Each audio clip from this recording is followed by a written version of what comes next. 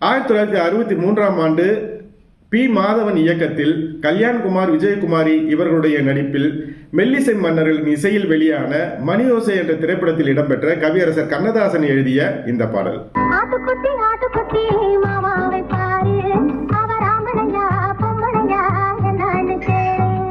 அடுத்ததா நம்ம பார்க்க போற பாடல் அதே 1963ஆம் ஆண்டு முக்தாவி சீனிவாசன் இயக்கத்தில் ஜெமினி கணேசன், தேவிகா இவர்களின் நடிப்பில் மெல்லிசை மன்னர்களின் இசையில் வெளியான இதயத்தில் நீ என்ற திரைப்படத்தில் இடம்பெற்ற கவிஞர் மாயவநாதன் எழுதிய இந்த பாடல்.